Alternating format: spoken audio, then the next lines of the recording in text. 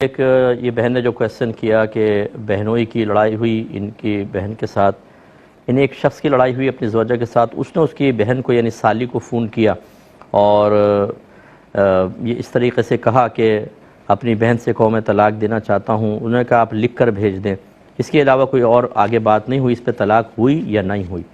دیکھیں صرف ارادہ طلاق اگر ظاہر کیا جائے تو اس پہ طلاق نہیں ہوتی ہے، اور اگر بعد میں انہوں نے نہیں بھیجی طلاق اور نہ طلاق کے الفاظ وغیرہ کوئی جیسے تنہائی کے اندر بعض اوقات انسان ادا کر دیتا ہے، ایسا کچھ بھی نہیں کیا اور بعد میں صلح بھی ہو گئی تو بالکل خوش و خرم رہیں، اس میں کوئی مسئلہ نہیں ہے.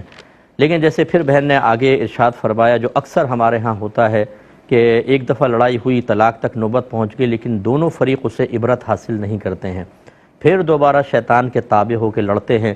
اور لڑائی ہوئی تو گھر والوں نے کہا کہ تم فارغ کر دو، لڑکی والوں نے کہا میں فارغ کر دیں. انہوں نے کہا آپ عدالت سے جتنی جلدی ہو سکے خلا لے لیں، ہم اجازت دیتے ہیں، ایسا کر لیں آپ.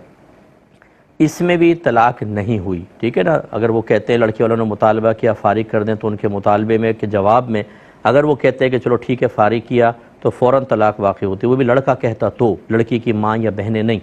اور اگر ایسا نہیں ہوا، انہوں نے کہا ٹھیک ہے ہم تو نہیں دیتے، آپ کورٹ سے جا کر لے لیں، تو یہ صرف ایک مشورہ دیا گیا ہے. اور اگر یہ کورٹ سے رجوع بھی کرتے تو ہر صورت میں کورٹ کا خلا جس کو عرف عام میں کہتے ہیں، حالانکہ وہ فسخ نکاح ہے، فے سین خے، فسخ نکاح یعنی نکاح کو ختم کرنا جو حقیقتاً طلاق نہیں ہوتی ہے. تو خلا تو شوہر دیتا ہے، ٹھیک ہے نا، طلاق بھی شوہر دیتا ہے، خلا بھی شوہر دیتا ہے. اگر بغیر پیسوں کے طلاق دی جائے اس کو طلاق کہتے ہیں، اور پیسوں کے بدلے میں طلاق دی جائے تو اس کو خلا کہا جاتا ہے. کورٹ میں نہ پیسہ ہے، نہ شوہر طلاق دے رہا ہے، نہ پیسے کے بدلے طلاق دے رہا ہے، تو وہ حقیقتاً خلا ہے نہیں. تو یہ صرف ایک مشورہ دیا کہ آپ کورٹ سے خلا لے لیں، اور انہوں نے نہیں اس پہ عمل کیا تو بہرحال یہ طلاق واقع نہیں ہوئی. لیکن میری گزارش ہے کہ دونوں فریقین کو چاہیے کہ پیار محبت سے زندگی گزاریں. اللہ تعالیٰ نے یہ ایک زندگی دی ہے بالکل مختصر سی، اور حقیقتاً یہ اس لیے دی ہے تاکہ ہم اس میں آخرت کی تیاری کر لیں. اور ہم بعض اوقات اپنی زندگی کو تلخ سے تلخ بناتے چلے جاتے ہیں، لڑائی جھگڑا فتنہ فساد، اور یہ اکثر ہمارا جہالت، ہمارے تکبر، ہماری کم علمی، اپنے آپ کو صحیح سمجھنا، دوسرے کو غلط سمجھنا، دوسرے سے معافی مانگنے کو اپنے لیے ذلت اور بے عزتی بنا لینا، اس کا معیار بنا لینا، ان چیزوں سے زندگی تباہ ہوتی ہے. پھر فرشتہ آ جائے گا، موت کا فرشتہ، کہ آئیے آپ کا وقت پورا ہو چکا، حسرت کے ساتھ رخصت ہو جائیں گے.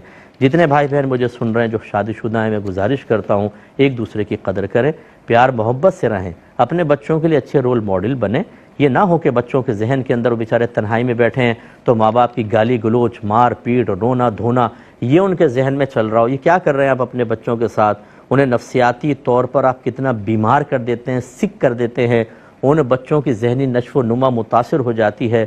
وہ کلاس میں بیٹھے ہوتے ہیں، ٹیچر کا لیکچر سن رہے ہوتے ہیں، لیکن ان کا ذہن وہاں حاضر نہیں ہوتا، کیونکہ گھر کے جو یہ منفی معاملات ہوتے ہیں ان کے ذہن پر بہت ہی بری طریقے سے اثر انداز ہوتے ہیں.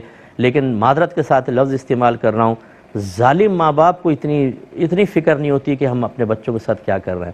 ہاں میں نے یہ ضرور دیکھا ہے، طلاقیں دے دیں گے، پھر خاتون بھی فون کریں گی، شوہر بھی، مفتی صاحب کچھ بتائیں، حل بتائیں. چھوٹے چھوٹے بچے ہیں ہمارے. اچھا جب آپ لڑ رہے تھے، جب آپ طلاق دے رہے تھے، ایک دوسرے کا منہ نوچ رہے تھے، بیوی چکلا بیلن سے حملہ کر رہی تھی اور سینڈل اٹھا کے ماری تھی شوہر کو، اور بچے سہمے ہوئے، کوئی ٹیبل کے نیچے تھا، کوئی پردے کے پیچھے، کوئی روتا ہوا باہر بھاگ گیا تھا، کانپ رہے تھے بچے، اس وقت آپ کو بچوں کا چھوٹا پن نظر نہیں آیا تھا؟ کس قدر آپ نے غلط قدم اٹھا کے اب بچوں کو ڈھال بنا کر آپ یہ چاہتے ہیں تاکہ مفتی صاحب یا کوئی بھی عالم ایموشنل ہو جائے کہ ہاں بھائی یہ بیچارے یا تو بڑے دیکھو چھوٹے بچوں کے لیے ایسا کر رہے ہیں، چلو بھائی یہ حل بتا دیں. اگر کوئی حل ہو تو ہم کیوں روکیں گے، ہم تو فوراً بتائیں گے. لیکن آپ بعض اوقات حل کو خود ختم کر دیتے ہیں اور پھر چھوٹے بچوں کو سامنے رکھ کر ریکویسٹ کرنے کی کوشش کرتے ہیں. تو میں ایسے لوگوں کو سمجھاتا ہوں کہ کسی نے آپ کے بچوں کے ساتھ برا نہیں کیا، آپ نے اپنے بچوں کے ساتھ نادانستہ طور پر بہت بڑی دشمنی کی ہے جو ساری زندگی کے لیے ایک اذیت کا سبب بنے گی. میرے خیال میں میری اتنی باتیں اگر کوئی سن کر تنہائی کے اندر غور کرے، اسے بہت کچھ سمجھنے کا موقع ملے گا.